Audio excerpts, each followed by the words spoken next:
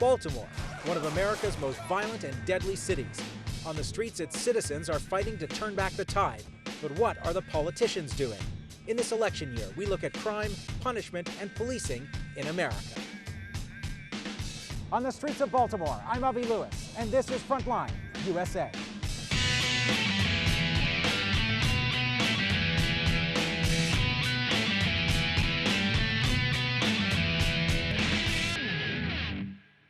It's no wonder that some of American TV's most highly acclaimed police dramas are set in Baltimore, from Homicide: Life on the Streets to The Wire.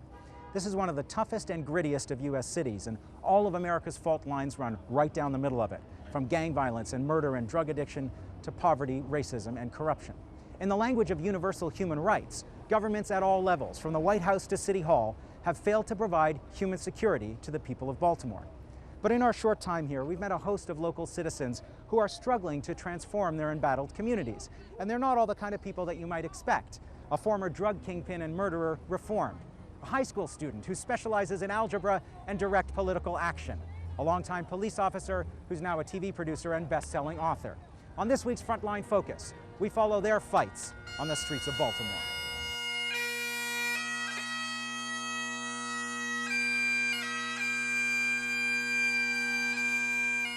If there's one thing you can't avoid in Baltimore, it's nostalgia. Once America's second leading destination for immigrants, mainly the Irish, Baltimore became America's third largest city. Later, it was a major shipping and manufacturing hub. Today, the port is a shadow of its former self. Industry has fled, and the population has been in decline for decades. The economic hardship and racial disparity here are major factors in Baltimore's notorious crime statistics. Nearly 300 murders a year, linked to a heroin trade that fuels a similar number of deaths by overdose. The murder rate here is nearly 7 times the U.S. national rate, making Baltimore more deadly than Bogota. But there are no statistics or context that can fully convey the reality of violent crime, the effects of which are always intensely personal. I think about him every day. It's not a day that I don't think about him. Jean Carter lost her son Jamel to a sudden, random, and still unsolved shooting. He was home for a weekend from college, hanging out with friends from the old neighborhood. Sitting in a car on an autumn evening, someone walked up to the window and shot him at close range. I just can't imagine how someone can be so violent to just take someone's life like that. It's a lot of young people in the city just killing our young boys, mostly. Last year, Baltimore was the second most dangerous city in the U.S. with a population over 500,000. It's something Adrian Barnes can attest to. He works for the Violence Intervention Program. His clients are all young men who are at risk of violence, both on the giving and the receiving end. Like many community activists, Adrian's work springs from his own personal experience. At that time, I was, 20? I just had a baby. It was hard, trying to work, take care of a child and myself, and that was really hard. So I wanted to go back trying to make some extra money because that's what I was used to. I was used to selling drugs. Adrian ended up here in this hospital with a gunshot wound. While recovering, he was asked if he wanted to participate in a study about violence intervention. The program's methods echo the unsentimental logic of the street itself. Death is a normal thing to Baltimore City. It's a normal thing. They say it every day, all the time. We work with them when they come to the hospital. They been shot, stabbed, anything like that, but they're on their bed. And they're very vulnerable at that time, and our mission is to grab them right then and there and try to get them moving forward. DONNIE is a former drug kingpin and convicted murderer. And back in the day, I used to roam through here, do my little robberies and stuff like that. He's now back on the streets after a long stretch in prison. I only need help for 2 days to get to work. Every other church I've been to said, come back Monday. I've been locked up about 19 times, I did 2 big bits. The last one I did for murder. I was hooked up with a drug organization, we committed a murder, fighting over turf. I got to be life sentenced. I was one of the best drug dealers in the city, but it was born. it was born just sitting around, you know, selling stuff, collecting money, you know, sitting on the steps all day. You know, I think with me it was the excitement, the excitement of seeing somebody's face when you pull the gun out, you know, especially you got the ones, yeah, I wish somebody would come over and try to rob me, and then all of a sudden you say, okay, let's give it up. You know, and then see the expression like, okay, you was a tough guy 5 minutes ago, what's up? Eventually, Donnie got tired of the game. He turned state's witness and got a deal, but still served 18 years in jail. Along the way, he became friends with Ed Burns, a writer and TV producer who also happened to be the former cop who put Donnie away in the first place. And so, parts of Donnie's story have been immortalized. One of the main characters on the hit TV show The Wire is based on him, Omar Little. And here I am. How about that?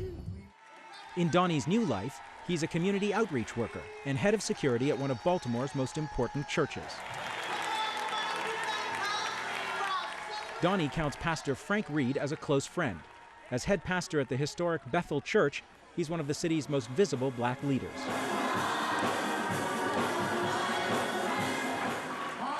When the people organize for change, then the politicians and the policy will change. And no matter how bad things look, if we begin to organize and turn to each other instead of turning on each other in violence and drug addiction, once we turn to each other, then we can change the politics and policy of our community. Baltimore is a city that has gone through every fad in policing of the past 30 years. Most recently, the one known variously as the broken window, New York City, or zero tolerance model. The idea is to sweep through rough neighborhoods with a wave of quality of life arrests for drinking on the street, possession of drugs, and other nonviolent crimes. After years of this approach and a murder rate that hasn't budged, Baltimore city government has turned on zero tolerance, but the culture of policing is slower to change. It's a war every day. You know, it may not be like Iraq or other areas, okay, and we may not be able to wear the flak vest and ride down the street in tanks. Sometimes I wish we could. Might be a little safer, but it is a war out there. It's us against them. Us against them. Many in the community see it that way too. Say for instance, like these guys are standing outside and stuff. The cops will roll up onto them and start checking their pockets and all this other stuff, and they ain't even doing nothing except for like out here cleaning up. They don't get the criminals. They mess with the ones that's not really doing that. And that's what I see. The truth is that Baltimore is a highly segregated city. While hundreds of millions of dollars have been poured into gentrifying the inner harbor to attract tourists and young professionals, the flip side is not so shiny. There are some 30,000 vacant houses in Baltimore. 30,000 visual reminders that the city has been gutted by forces beyond its control, that something is missing here. What about all this fancy stuff at the port? Oh, you mean the waterfront? Yeah, the waterfront. That's what we always say. Hey, look what we've done, and we don't even have any water. It looks like a rich bubble. Because in a lot of the poor neighborhoods we've been in, people have been saying, they spend all this money on that. What about us? Absolutely. I'm not dismissing that whatsoever.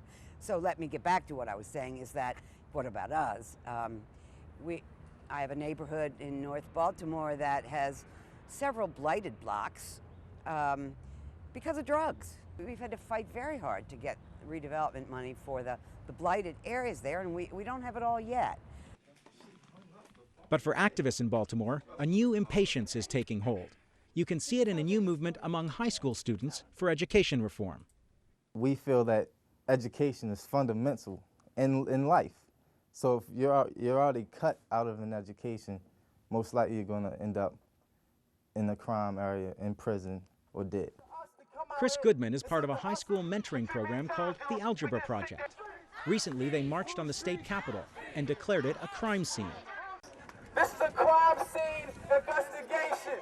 A member of the group was shot and killed last year, and the students see a direct link between education cuts and violence in their community. We want your pity, we want funding for our city. Because we see, okay, look at all the people who grew up with us, drop out of high school, drop out of middle school, and they still have to eat, they still have to work, and you're not receiving a quality job, a living wage then you're going to resort to other means to provide for yourself and your family, and that leads to incarceration, that leads to death. The ALGEBRA project is bringing a voice to the voiceless and creating some small ripples of hope for young people here. Back at the church, we asked Pastor Reed about hope for change at the federal level. Baltimore is a longtime Democratic Party stronghold. Is the prospect of a new administration in Washington a source of any optimism?